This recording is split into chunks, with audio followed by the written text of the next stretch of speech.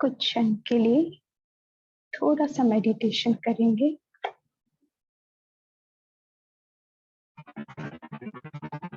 के बीचों बीच खुद को सितारा देखो।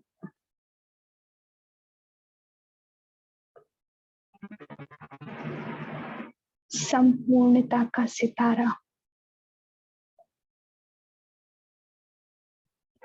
सितारे की विशेषता क्या होती है, उस विशेषता की अनुभूति करो।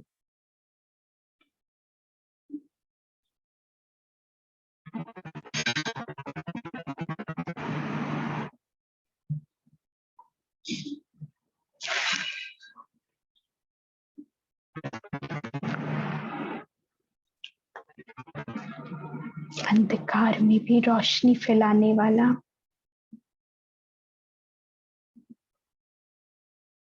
संपूर्ण चमकता हुआ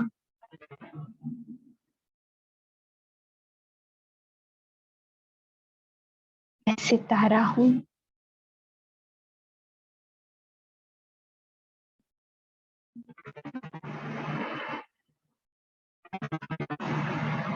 ज्ञान, गुण और शक्तियों से भरपूर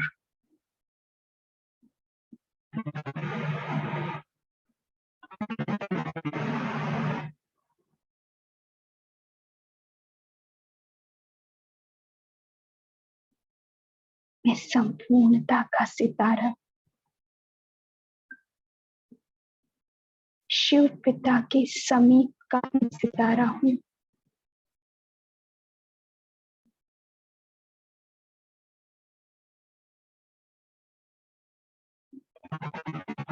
जैसे बाबा संपूर्ण चमक रहे हैं, अपनी लाइट और माइट सारे ब्रह्मांड में फैला रहे हैं। हर जड़ चेतन को शक्तियां पहुंचा रहे हैं।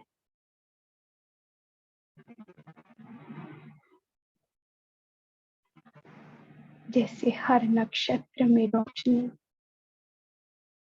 शिव पिता की भरी हुई है,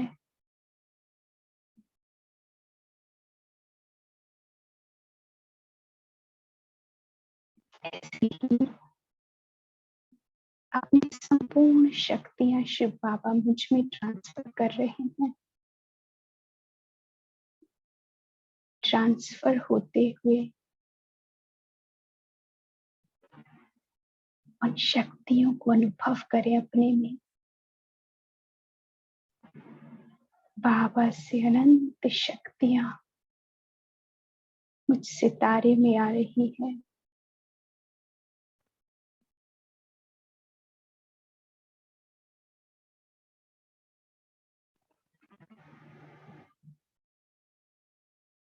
जो कुछ भी मुझ में था, मैंने बाबा को समर्पित कर दिया। तन, मन, धन, देह और देह के संबंध सर्वस्व शिव बाबा को दे दो।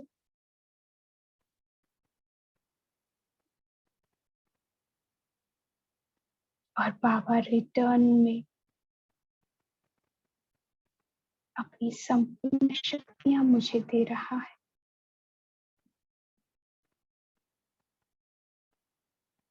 ज्ञान, गुण, शक्तियां,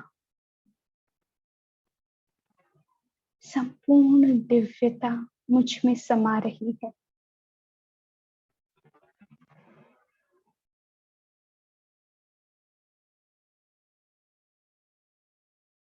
और मेरी विल पावर स्ट्रॉन्ग हो रही है। मैं मास्टर सर्वशक्तिवान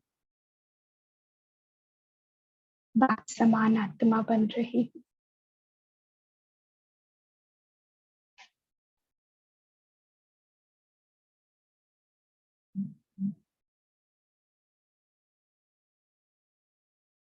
जैसे सुदामा ने एक कण चावल का, मुट्ठी भर चावल परमात्मा को दिए बड़ी भावना से, ऐसा ही बाबा को ट्रांसफर कर दो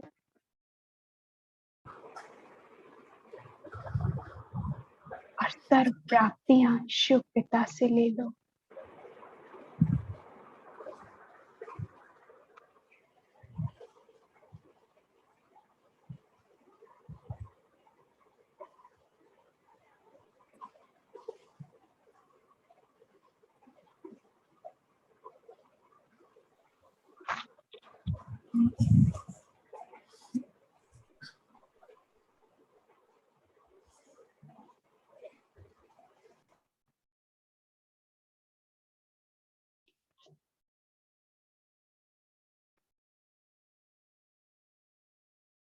सितारा अब वापस इस शरीर के मस्तक के बीचों बीच स्वयं को अनुभव कर रहा हूँ, अत्यंत शक्तिशाली। अपने सितारे को देखो,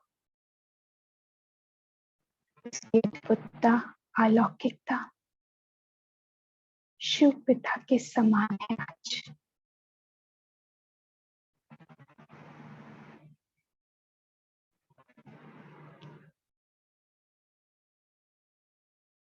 बाबा का आवाहन करो और उससे रिक्वेस्ट करो कि हमें फिर से 1970 के महावाक्य सुनाए। बाबा का हर महावाक्य, हर खजाना एक बार फिर से मुझ में भरपूर हो जाए।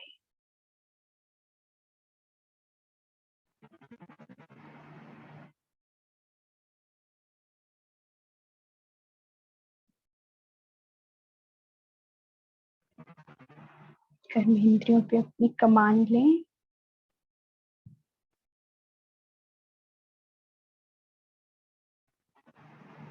अपनी रोशनी, अपनी ऊर्जा का अनुभव करें सारी देह में।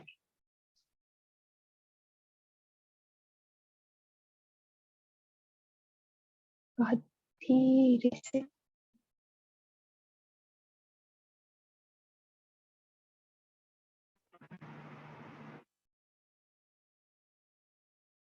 अपने आप को लाइट और लाइट से फुलफिल करें।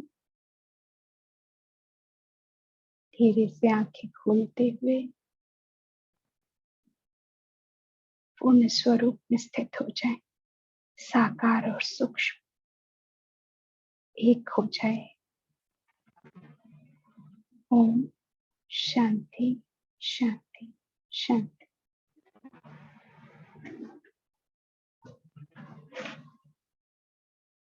नाइनटीन 1970 के वाक्य आज से शुरू हो रहे हैं। 18 जनवरी 1970 की पहली वाणी। आज का टाइटल संपूर्ण विल करने से विल पावर की प्राप्ति। संपूर्ण विल करने से विल पावर की प्राप्ति। बाबा ने कहा आज किस लिए बुलाया है? बाप दादा क्या देख रहे हैं?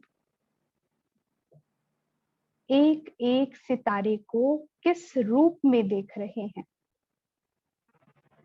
सितारों में भी क्या विशेषता देखते हैं? हर एक सितारे की संपूर्णता की समीपता देख रहे हैं।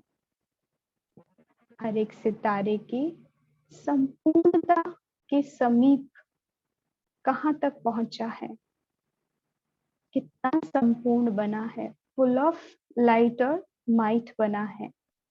आप सभी अपने को जानते हो कि कितना संपूर्णता के समीप पहुंचे हो।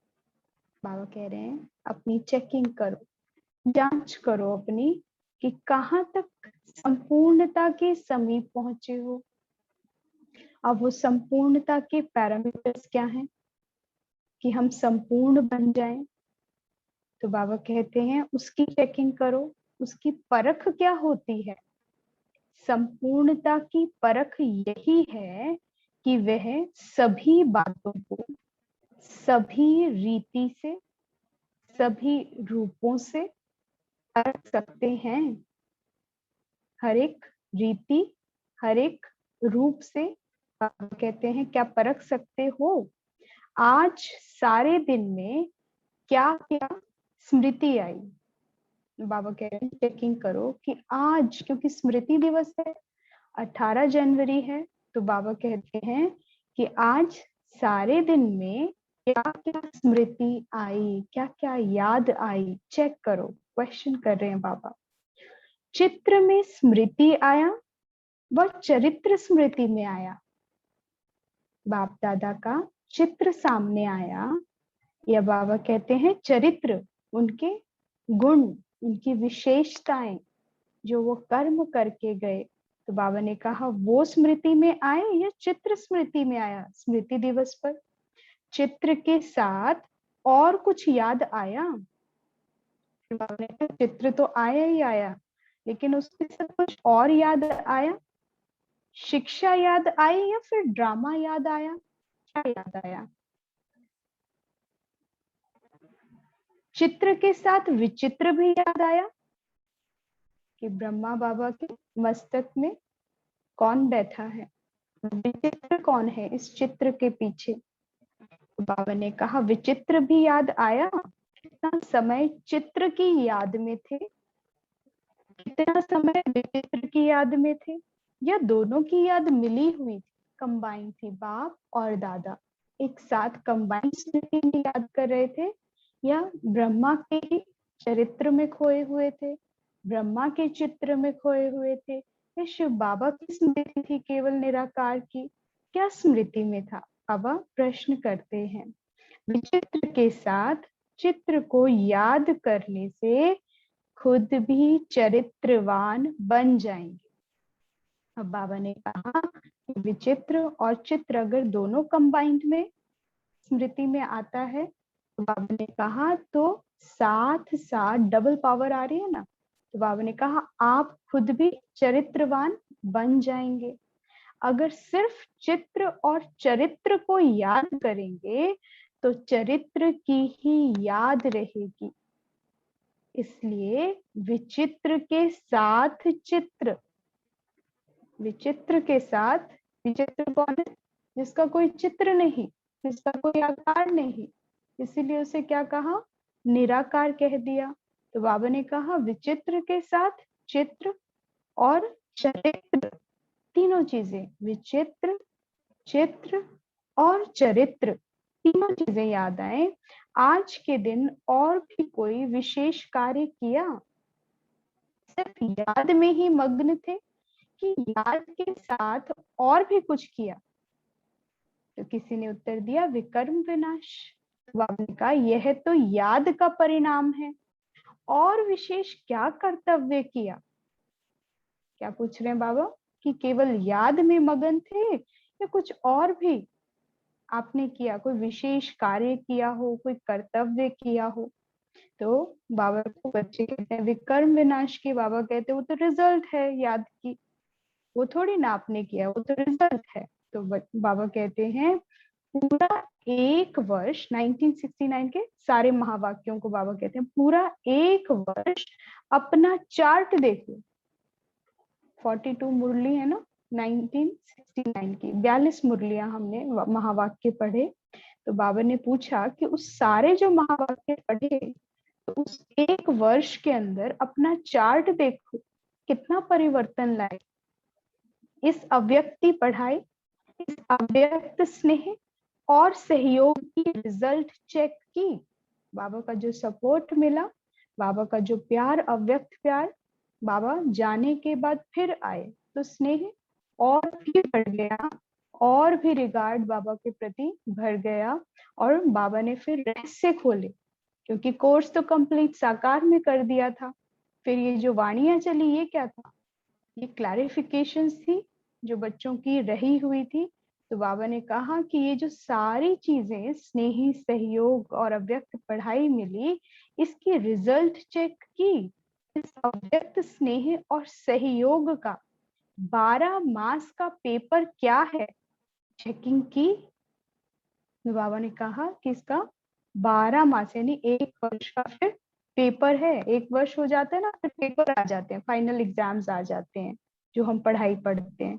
तो बाबा पूछते हैं कि इसका पेपर क्या है। खुद की चेकिंग की, चेकिंग करने के बाद ही अपने ऊपर अधिक अटेंशन रख सकते हैं।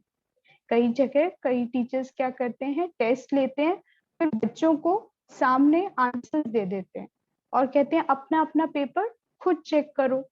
तो जिससे वो खुद चेक करते हैं तो उनका अधिक अटेंशन बढ़ जाता है। जहां वो गलती को निकालते हैं तो उन्हें पता चलता है कहाँ और कैसे क्या गलती थी। जब दूसरा गलती निकालता है ना, तो फिर कहीं ना कहीं ईगो भी आ जाती है, कंफ्यूजन भी, और क्लियर करने की कोशिश करते हैं, नहीं मैं ऐसा नहीं हूँ, मेरा ये भाव नहीं था। लेकिन यहाँ बाबा ने आंसर की रखती है सामने, जो 1969 के महावाक्य हैं, जो हमारे कमियां हैं, जो हमारा पेपर बन जाते हैं, जो हम जिसे माया कहते हैं, उसकी आंसर की रखती है कि क्यों हमारे साथ ऐसी घटनाएं घट रही हैं। तो बाबा कहते हैं उसको देखकर पेपर तो रोज आए, लेकिन फिर चेक किया, और चेक किया तो बाबा ने कहा फिर जो चेक करेगा, जो रियलाइज करेगा, उसका फिर अधिक अटेंशन जाएगा। तो आज के दिन स्वयं ही अपना पेपर चेक करना, व्यक्त भाव से अव्यक्त भाव में कहां तक आगे बढ़े। अब क्वेश्चंस क्या लेने हैं, जो चेकिंग करनी है, जो अपने ऊपर अटेंशन देना है। बाबा कहते हैं कि वो क्या है क्वेश्चंस, कि व्यक्त भाव में त्रुटियां कब होती हैं, जब देह अभिमान में आते हैं, जब वाणी में आते हैं। तो बाबा कहते हैं व्यक्त भाव से अव्यक्त भाव में, यानी लौकिकता से अलौकिकता में कहाँ तक आए हैं, कहाँ तक चेंजेस, देखना, बोलना, सुनना, हर तरह का पूरा चरित्र अपना चेक करो।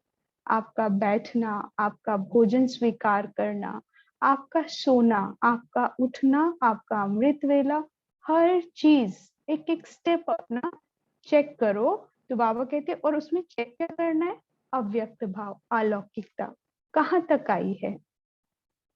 अगर अव्यक्त स्थिति भरी है, अगर अव्यक्त स्थिति भरी है, तो अपने चलन में भी अलौकिक होंगे।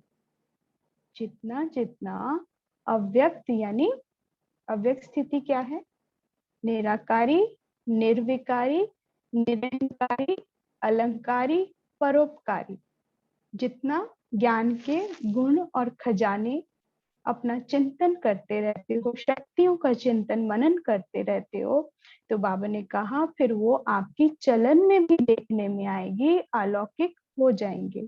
अव्यक्त स्थिति की प्रैक्टिकल परख क्या है, एक हो गया मनन थॉट लेवल तक, एक है प्रैक्टिकल करना, थॉट से एक्शंस में आ जाएगा।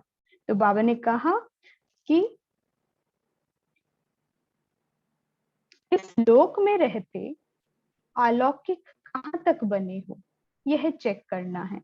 इस वर्ष में पहली परीक्षा कौन सी हुई, इस वर्ष में पहली परीक्षा कौन सी हुई, इस निश्चय की परीक्षा में हरेक ने कितने कितने मार्क्स ली है, वह अपने आप को जानते हैं। निश्चय की परीक्षा तो हो गई, अब कौन सी परीक्षा होनी है। परीक्षा का मालूम होते भी फेल हो जाते हैं। कोई कोई के लिए यह बड़ा पेपर है, लेकिन कोई कोई का अब और बड़ा पेपर होना है। बाबा क्या कह रहे हैं कि निश्चय का तो पेपर हुआ और सब उसके अंदर सबको पता है कि निश्चय का पेपर है, लेकिन बाबा कहते हैं कि अब इससे भी बड़ा पेपर आना है। कि आपको परीक्षा भी पता है, क्वेश्चन पेपर भी पता है, क्योंकि रिपीट हो रहा है, ऑलरेडी फेल हुए हुए थे, अब वो दोबारा आएगा और बड़े रूप में आएगा, विस्तार में आएगा। बाबा कहते हैं पता है और मालूम होते हुए फेल होना, ये बहुत सोचने की बात है कि जब हम वही चीजें रिपीट कर रहे हैं, कोई चेंज नहीं आ रहा, कहते भी हैं कि हम सुनते हैं लेकिन चेंज नहीं आ रहा, क्यों नहीं चेंज आता है? बाबा कहते क्वेश्चन पेपर भी पता है, चेकिंग भी कर ली है, लेकिन ट्रांसफॉर्मेशन नहीं है। आंसर की भी पता है, लेकिन वो आंसर की अप्लाई नहीं कर रहे हो। ये नहीं पता चल रहा है कि जो चेकिंग कर ली है कि अब चेंज कैसे करना है, चेंज का चार्ट नहीं बनाते हैं। आंसर की जानते हुए, क्वेश्चन पेपर जानते हुए, लेकिन चेंज कैसे करना है, कहाँ करना है, वो नहीं कर पा रहे हैं। तो बाबा ने कहा कि उसमें फेल हो जाते हैं।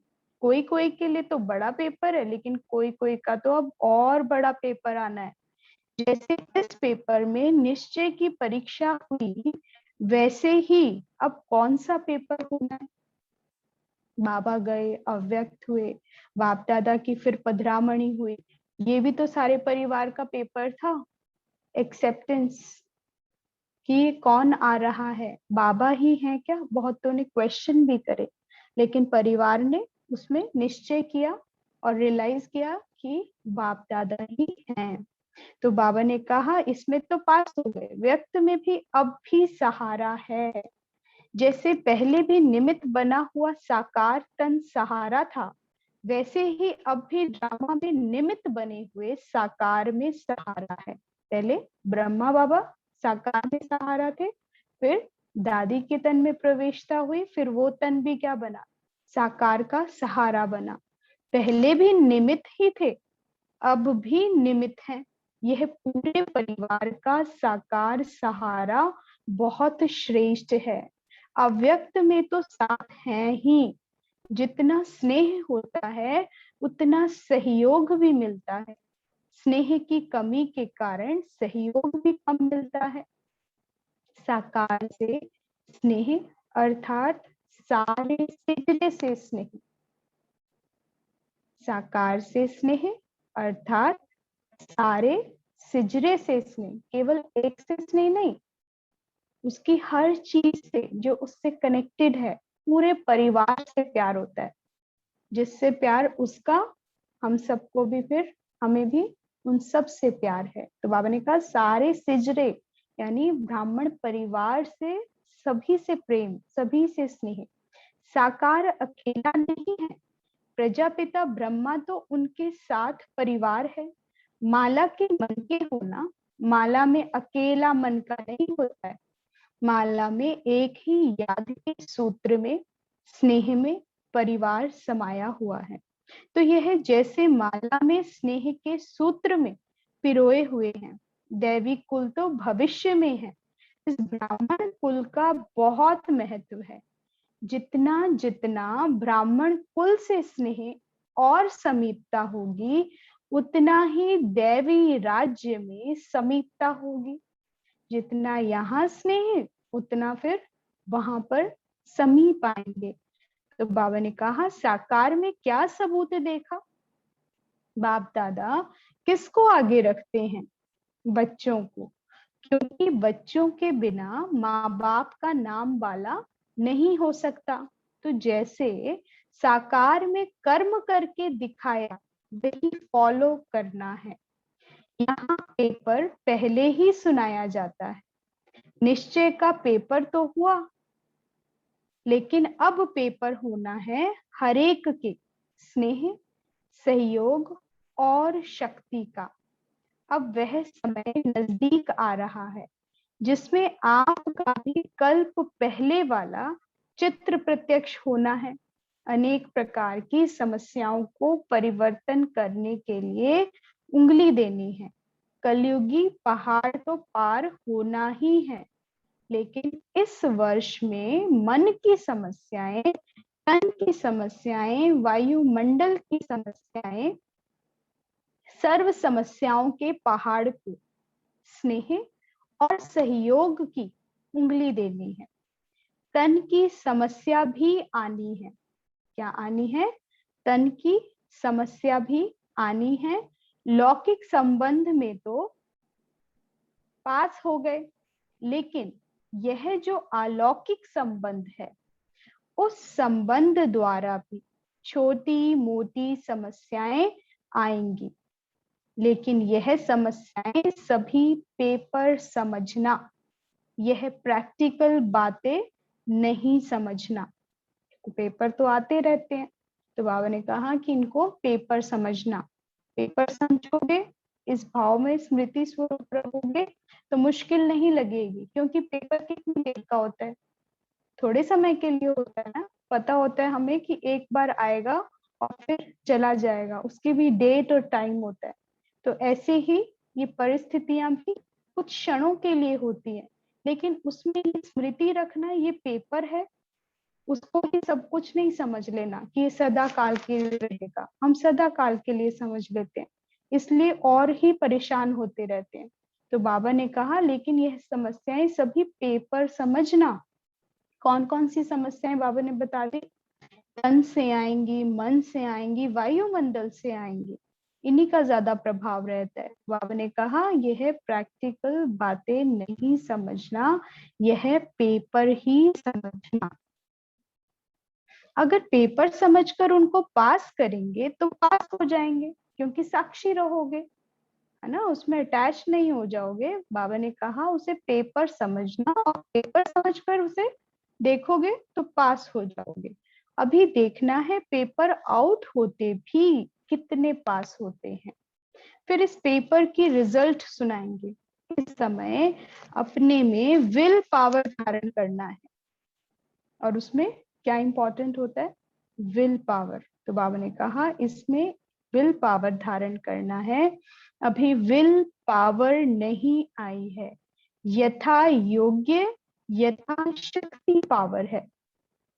यथा योग्य यथाशक्ति पावर है, विल पावर नहीं आई है। विल पावर कैसे आ सकेगी? विल पावर आने का साधन कौन सा है? विल पावर की कमी क्यों है? उसका कारण क्या है पता है? याद की कमी भी क्यों है? हमें यही लगता है ना, कोई भी चीज की कमी है तो याद की कमी है। तो बाप पूछे हैं कि याद की कमी भी क्यों है? बाप ने साकार में कर्म करके दिखाया है, विल पावर कैसे आई? बाबा ने पूरी दिनचर्या करके दिखाई है। मधुबन बाबा की कर्म भूमि थी, सबसे मिलते, सबसे बैठते, सब कुछ करते थे, हर कर्म करते थे, लेकिन याद को कभी छोड़ा नहीं है। केवल कर्म नहीं किया, याद हमेशा बाबा के साथ ही रहती थी, और उसी पर बाबा और मम्मा का अटेंशन रहता था, फोकस थे। कुछ भी करना है अव्यक्त ही करना है, इसके ऊपर अटेंशन रहता था। इसलिए फेल नहीं हुए, इसलिए टॉपर बने, इसलिए स्कॉलरशिप लेकर गए। तो बाबा ने कहा साकार में कर्म करके दिखाया है, विल पावर कैसे आई? पहला पहला कदम कौन सा उठाया?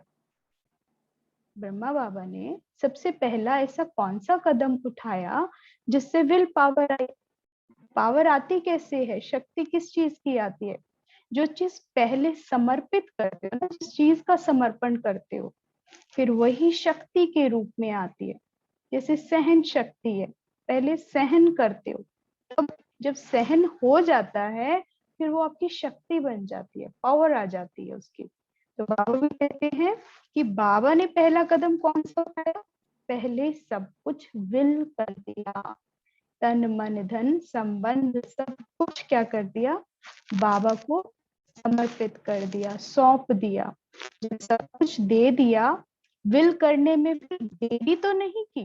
बाबा हमसे पूछते हैं कि विल करने में देरी तो नहीं की, झटके में दिया ना, 1 सेकेंड में। जो भी बुरे हैं अंदर व बाहर, जो भी बुराई है, संपूर्ण विल नहीं की है, तब तक विल पावर आ नहीं सकती। जब तक कोई कमी कमजोरी कोई भी अंदर में या बाहर में है, वो विल नहीं किया, तो विल पावर नहीं आ सकती। साकार ने कुछ सोचा क्या कि कैसे होगा, क्या होगा, यह कब सोचा? लोग आते गए और झट से समर्पित होते गए यज्ञ में, 300 आ गए। लेकिन बाबा ने कभी सोचा कैसे होगा, क्या होगा? कुछ नहीं सोचा। एक झटके में खुद को समर्पित किया और जो आ गया उसे बड़े प्यार से स्वीकार किया। तो बाबा कहते हैं अगर कोई सोच सोच कर विल करता है तो उसको इतना फल नहीं मिलता। जैसे झाटकू और बगैर झाटकू का फर्क होता है। पहले स्वीकार कौन होता है? किसकी बलि पहले स्वीकार होती है? झाटकू की होती है ना, जो एकदम झट से। लेकिन अगर किसी ने मैं कर दिया बीच में, समर्पित होने के टाइम, क्या करने के टाइम अगर मैं कर दिया तो फिर वो स्वीकार नहीं होती वो बलि। तो बाबा कहते हैं जो पहले स्वीकार होता है उनको नंबर 1 की शक्ति मिलती है। जो पहले स्वीकार नहीं होते उनको शक्ति की इतनी प्राप्त नहीं होती। इस बात पर सोचना। बाप दादा वर्तमान के साथ भविष्य भी जानता है। तो भविष्य कर्म बंधन की रस्सियों को काटना अपना कर्तव्य है। बाबा कहते हैं भविष्य कर्म बंधन की रस्सियों को काटना अपना कर्तव्य है। अगर कोई भी रस्सी टूटी हुई नहीं होती है तो मन की खिंचावट होती रहती है। इसलिए रस्सियां कटवाने के लिए ठहरे हुए हैं। रस्सियां अगर टूटी हुई हैं तो फिर कोई रुक सकता है क्या? छूटा हुआ कब कोई भी बंधन में रुक नहीं सकता। झाटकू में भी बांध कर लेकर जाते हैं। जब किसी की डेथ हो जाती है तब भी रस्सियों से बांध कर लेकर जाते हैं और फिर उसको काटते नहीं है, एक झट से तोड़ते हैं। बाबा भी वही एग्जाम्पल दे रहे हैं कि यहाँ पर भी जो कर्म बंधन की रस्सियां हैं एक झट से तोड़कर आ जाओ। एक सेकंड में झाटकू समर्पित हो जाओ, सब कुछ एक सेकंड में मन से बाबा को सौंप दो। और सौंपने के बाद फिर लेना नहीं है, फिर चिंता नहीं करनी है। अगर चिंता की तो फिर उसमें मैं आ जाएगा, तो वो स्वीकार नहीं किया जाएगा और उससे फिर शक्ति भी नहीं मिलेगी। सौंप दिया बाबा को, दे दिया, तो फिर उसके बाद सोचना नहीं है।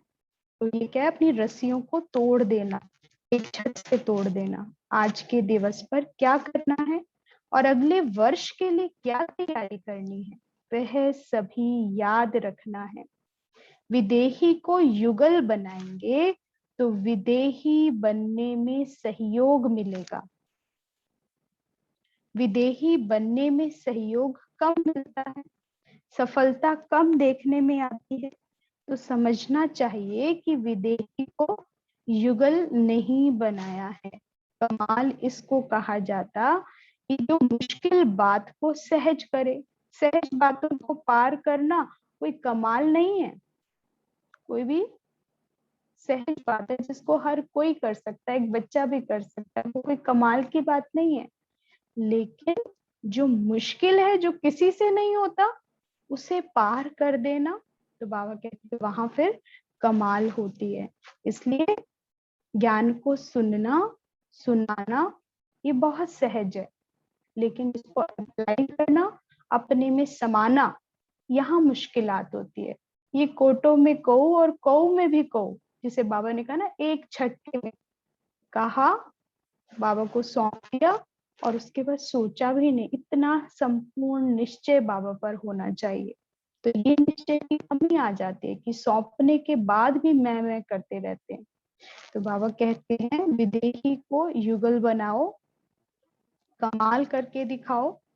सहज बातों को पार करना कोई कमाल नहीं है, मुश्किलातों को पार करना वह है कमाल।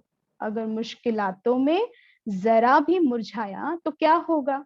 एक सेकंड में सौदा करने वाले कहाँ फंसते नहीं है, फास्ट जाने वाला कहाँ फंसेगा नहीं। फंसने वाला फास्ट नहीं जा सकेगा। लास्ट स्थिति को देख फास्ट जाना है। अभी टाइम कैसा चल रहा है, जैसा टाइम चल रहा है उसी के हिसाब से जो संपूर्णता के समीपता की स्टेज है उसके लिए पुरुषार्थ कैसा कर देंगे, फास्ट कर देंगे। टाइम कम है, मंजिल बहुत बड़ी है, बहुत दूर जाना है, तो स्पीड कैसी चाहिए, हाई जंप वाली। अब रनिंग भी नहीं चाहिए, दौड़ने से भी काम नहीं चलेगा। अब तो कैसा चाहिए, लिफ्ट चाहिए बाबा की, एकदम सेकंड में पहुंच जाए ऐसा। तो बाबा ने कहा 1 सेकंड में सौदा करने वाले कहाँ फंसते नहीं है, फास्ट जाने वाला कहाँ फंसेगा नहीं। फंसने वाला फास्ट नहीं जा सकेगा, वो स्लो हो जाएगा, रुक जाएगा, ब्रेक लग जाएगा। तो बाबा ने कहा लास्ट स्थिति को देख, फास्ट जाना है, अब भी फास्ट जाने का चांस है। सिर्फ करना क्या है, एक हाई जंप लगाना है, लास्ट में फास्ट नहीं जा सकेंगे। एक क्या काम करना है बहुत इंपॉर्टेंट, हाई जंप लगाना है। तो ये थे आज के महावाक्य, लास्ट में फास्ट और फिर फर्स्ट आना है। बाबा ने कहा क्या करेंगे, हाई जंप लगाएंगे।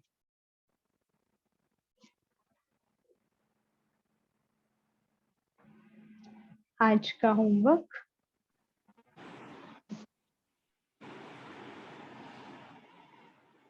संपूर्णता के चेकिंग करनी है, क्या क्या चेक करेंगे, और डिटेल का होमवर्क है, आराम से बैठ के उसके ऊपर मनन चिंतन करना। ये एक एक क्वेश्चन जो है ना अपने आप में बहुत विशेष है, इसके ऊपर अच्छा खासा मनन चिंतन चाहिए।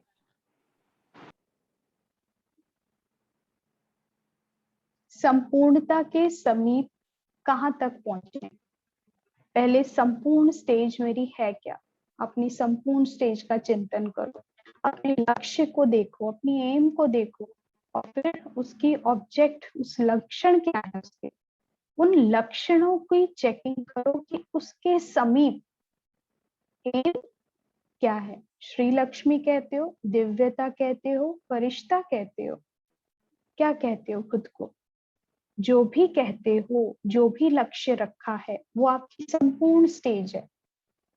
निराकारी, निर्विकारी, निरहंकारी, अलंकारी, परोपकारी।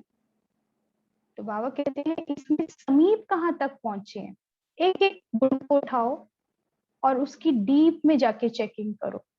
निराकारी क्या है, फिर उसमें डिटेल में जाओ। निर्विकारिता कहाँ तक आई है, सूक्ष्म से सूक्ष्म अंश और वंश विकारों के चेक करो। तो कहाँ तक, अगर मैं पवित्रता की बात करता हूँ तो मैं उसमें कहाँ तक पहुंचा हूँ, सरलता अपने आप में गुण है, मैं कहाँ तक पहुंचा हूँ, समेटने की शक्ति कहाँ तक आई है उसकी चेकिंग करो, परखने की शक्ति कहाँ तक आई है।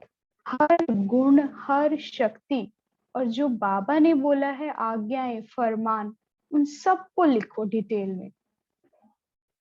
उठते ही अमृत वेला के लॉ क्या है, उसमें मैं कहाँ तक संपूर्ण हूँ। मुरली सुनते हुए मुरली में अपनी चेकिंग, कहाँ तक, कैसे, किस रीति सुन रहा हूँ। बाबा ने कहा सभी बातों में, हर रीति से, हर रूप से चेक करो। बात, रीति और रूप, इन चीजों से अपनी चेकिंग करो कि मैं कहाँ तक नियरेस्ट हूँ इस स्टेज के। ये लक्ष्य है, ये लक्षण है, ये लक्षण कहाँ तक आए हैं, कितनी दूरी है, अपने आप को मार्क्स दो। ये डीप चेकिंग करना। दूसरा है हाई जंप क्या लगाना है। बाबा ने कहा अभी टाइम देखो कितना कम रह गया, अब इसमें स्पीड तेज नहीं चाहिए, इसमें रनिंग भी नहीं चाहिए, इसमें क्या चाहिए, हाई जंप। जैसे कंगारू होता है ना, उसकी कैसे होती है, जंप लगाता है, वो हाई जंप्स लगाता है। तो वैसे ही हमें हाई जंप लगानी है, उससे क्या होगा, बहुत कम टाइम में हम अपने एम तक पहुंच जाएंगे, लक्ष्य तक। और वो हाई जंप लगाना है मतलब इतना थॉट लेवल आपका हायर हो जाए, आपका जो कॉन्शियस लेवल, आपका सब कॉन्शियस लेवल इतनी हायर थॉट्स में चले, इतने ऊंचे स्वमान, इतनी एलिवेटेड स्टेज पर रहे कि निरंतर आप अपने लक्ष्य पर ही केंद्रित हो। घूम फिर कर कुछ भी करो, कहीं भी विस्तार में जाओ, लेकिन फिर वापस सार मेरा लक्ष्य क्या है और मुझे क्या लक्षण धारण करने हैं। इसे कहेंगे हाई जंप लगाना। कैसे लगाओगे? शॉर्टकट हो भी जाए, प्राप्ति भी हो जाए शॉर्टकट में। कई बार लोग रॉन्ग शॉर्टकट्स ले लेते हैं जिसमें पता नहीं चलता। बनाने थे, अपने अंदर सद्गुण भरने थे, लेकिन विकर्म होने लग जाते हैं शॉर्टकट के चक्कर में, और ही ज्यादा गड़बड़ हो जाती है। जो नहीं था वो भी आने लगता है। लेकिन एक्यूरेसी क्या है, उसके ऊपर कंसंट्रेट करना है। वो गुण है, वो शक्तियां हैं, वो मेरी रिजल्ट है। हर कर्म, हर एक्ट के बाद, हर जंप जो आप लगा रहे हो, जिसे आप शॉर्टकट समझ रहे हो, उसके बाद at the end of the day मेरा क्या रिजल्ट होना चाहिए, ये पता जरूर होना चाहिए। जिस चीज की चेकिंग कर रहे हैं, जिस चीज का चेंज लाने की कोशिश कर रहे हैं, उसका एंड रिजल्ट बिल्कुल पता होना चाहिए कि जब मैं ये कर रहा हूँ, ये मेरा एम है, तो इसके बाद मुझे प्राप्ति क्या है। तो उसके साथ चेकिंग होनी चाहिए। ये कमी थी, इसको इस चीज से भरपूर कर रहा हूँ, और फिर इसके बाद क्या ये कमी भरपूर हुई? एट द एंड क्या मैं निश्चिंत हूँ, बेफिक्र बादशाह हूँ, शांत हूँ, संतुष्ट हूँ, खुश हूँ? क्या ये सारी शक्तियां एट द एंड कंप्लीट करने के बाद आया, या और ही चिंतित हो गए? कई पुरुषार्थ करते हैं, उसमें भी भय और चिंता आ जाती है। उसमें भी स्वचिंतन की वजह से चलना शुरू हो जाता है। कैसे होगा, क्या होगा, नहीं कर पा रहा हूँ, परिवर्तन नहीं आ रहा, इतना समय से लग रहे हैं, टाइम आ गया, योग नहीं लगता, और ही काम खराब हो रहा है। तो ये क्या हुआ? इसे हाई जंप थोड़ी ना कहेंगे। High jump at the end आप बहुत खुश रहने चाहिए। देवताओं के चेहरे कैसे होते हैं? हर छोटे से छोटा एम बनाओ, गोल बनाओ, और उसकी चेकिंग एंड रिजल्ट क्या होनी चाहिए? हैप्पीनेस। मैं खुश हूँ, निश्चिंत हूँ, बेफिक्र बादशाह। आप स्थिति में निरंतर मौज करते हो। तीसरा आ जाता है, व्यक्त भाव से अव्यक्त भाव में कहाँ तक आगे बढ़े। अपनी अलौकिकता चेकिंग करो। आपका बोलना, आपका देखना, जो भी कर्म कर रहे हो, और आज दिन से पहले भी करते थे, भोजन पहले भी खाते थे, आज भी खा रहे हो, लेकिन परिवर्तन कहाँ आया उस भोजन खाने में? उसमें अलौकिकता कहाँ तक आई? सोते पहले भी थे, अब भी सो रहे हैं। उठते पहले भी थे सोकर, आज भी उठ रहे हैं। चेंज कहाँ आया है? लोगों से मिलते थे पहले, लेकिन आज कैसे मिलते हैं? उसमें चेंज कहाँ आया है? तो ये है अपनी चेकिंग करना। व्यक्त से अव्यक्त भाव में कहाँ तक आगे बढ़े। बाबा ने विशेष इसमें कहा कि एक वर्ष की रिजल्ट दो। 1969 से 1970 आ गया, तो बाबा ने कहा एक वर्ष में बहुत पढ़े हो, बहुत क्लैरिटी की है आपने, परखने की शक्ति कैसी होनी चाहिए, समेटने की शक्ति। इनके पेपर भी आते हैं रोज, कहाँ तक समेटा है। तो ऐसे ऐसे 1969 की रोज वाणी पढ़ो, उसमें से होमवर्क निकालो, उसमें जितना वो सार है, जो हम करते हैं, जो हमारे क्वेश्चंस है ना, उस सब का सार है।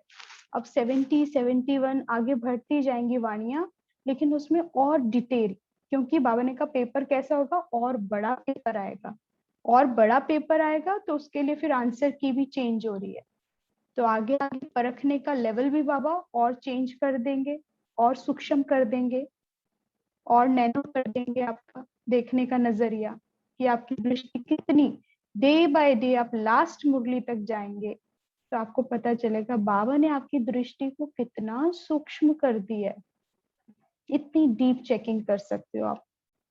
तो लेकिन चेकिंग के साथ चेंज मांगता है बाबा। ठीक है, तो ये अपनी चेकिंग करनी है। नेक्स्ट है, इस वर्ष तन और वायुमंडल की समस्या में स्नेह, सहयोग और शक्ति का कितना बैलेंस बना है, ये चेक करना है। मन में भी जो समस्याएं आ रही हैं, मानसिक स्थिति का बिगड़ना, उसमें क्या कमी है? स्नेह, सहयोग और शक्ति का बैलेंस चेक करो। तन से भी ऐसे ही चेक करो, वायुमंडल की जो समस्याएं आती हैं तो उसमें भी क्या है, स्नेही सहयोग और शक्ति का कितना बैलेंस बना के रखता हूँ, या तीनों ही गायब हो जाते हैं। अगर स्नेह नहीं होगा, सहयोग नहीं होगा, शक्तियां नहीं होंगी, तो फिर समस्याएं और विकराल रूप ले लेंगी। इसलिए बाबा संगठन में कहते हैं, संगठन में रहो, स्नेह दो, सहयोग दो, और आपको शक्तियां मिलेंगी। तो मन तन वायुमंडल की समस्या आएगी, इसमें एकांत अकेले नहीं रहना, अकेले हैंडल नहीं होगा, संगठन में रहो हमेशा। संगठन में रहने से स्नेह मिलेगा, स्नेह दोगे भी और मिलेगा भी। जहां स्नेह होगा तो सहयोग सब सपोर्ट करेंगे, और सहयोग तो अपने आप में एक शक्ति हो जाती है। एक संगठन की अपने आप में शक्ति है जो परिवर्तन लेकर आती है। इसलिए संगठन का सहारा लेकर रखो, संगठन में रहो, लेकिन संगठन में चलना कैसे है वो बहुत इंपॉर्टेंट है। स्नेह और सहयोग की स्मृति रखो। ये चेकिंग करनी है, विल पावर की कमी का कारण क्या है और कैसे आएगी। विल पावर की कमी क्यों है हमारे अंदर। कोई भी हम डिसीजन ले लेते हैं, बाबा की मुरली पढ़ते हैं और ये सोचते हैं कि हमें अंदर ये चीज लाना है, ये बहुत अच्छी बात बाबा ने बताई है, ये मेरे अंदर कमी है और ये मुझे परिवर्तन करना है, लेकिन उसको करने के लिए विल पावर नहीं आ पाती। शुरुआत भी करते हैं, एक दिन भी हो जाता है, 2 दिन भी हो जाते हैं, लेकिन वही पुराना फिर लाइफस्टाइल हो जाता है, वही ठर्रा। तो वो क्या है, चेंज नहीं लेकर आता। तो बाबा कहते हैं कि विल पावर की कमी की चेकिंग करो। पहले तो विल नहीं किया सब कुछ, पावर शक्ति आती कहाँ है, पहले देना पड़ेगा। जब दोगे तो फिर रिटर्न में वो पावर के रूप में आएगा, खजाने के रूप में आपके पास आएगा। तो अपने अंदर जो भी कुछ है, कमी कमजोरी, वो सौंप दो बाबा को। आराम से बैठो, चिंतन करो गहराई से और उसे बाबा को सौंप दो। मम्मा बाबा इतने आगे क्यों गए, सोच कर देखो, क्या कारण था, क्या ऐसा पुरुषार्थ करते थे वो। एक ही पुरुषार्थ था, अव्यक्त स्थिति का, घड़ी घड़ी डिटैचमेंट का, बार बार बीज रूप स्थिति में जाना, फरिश्ते रूप की, बाबा को बेहद याद करना, दिल से याद करना। अगर कोई फिदा हुआ है तो ये आत्माएं हुई हैं, आदि की आत्माएं। बाबा थे, मम्मा थे, और उनके साथ जो संगठन था दादियों का, कैसे दिल से फिदा हुए हैं। तो बाबा ने कहा विल पावर की कमी का कारण है, क्या है और कैसे आएगी, विल करने से आएगी। अब विल क्या क्या करना है वो चेकिंग करनी है सबको, सबकी डिफरेंट है। फिर आ जाता है कर्म बंधन की रस्सियां कहाँ तक रही हैं, इसकी डीप चेकिंग करो। मेरे सूक्ष्म बंधन मुझे पुरुषार्थ नहीं करने देते, भगवान आया हुआ है और मुझे भगवान का बनने नहीं देते, वो रस्सियां कौन सी हैं जो मुझे आगे बढ़ने नहीं दे रहे, जिन्होंने मुझे स्टेप बाय स्टेप पीछे खींच लेती हैं, और वो कहाँ तक रही हैं और क्यों रही हैं, क्या कारण है, मैं क्यों फंसी हूँ, ये चेक करो। फिर चित्र और विचित्र की याद की चेकिंग, कितनी देर, किसकी ज्यादा याद ठहरती है, चित्र की, विचित्र की या चरित्र की। लेकिन बाबा ने क्या कहा, तीनों, चित्र चरित्र के साथ विचित्र भी याद रहे, ये चेक करो। बाप दादा याद रहे साथ में, और उन्होंने क्या सिखाया है, उनकी शिक्षाएं इंपॉर्टेंट है, बाबा की शिक्षाओं की। फिर अपने साथ चेकिंग करो कि मेरे अंदर कहाँ तक परिवर्तन आया है। नेक्स्ट, आज का सम्मान। जब याद में बैठेंगे बाबा के साथ, अपना सर्वस्व विल करके, विल पावर को प्राप्त करने वाली स्नेही, सहयोगी, शक्तिशाली बाप समान आत्मा हूँ।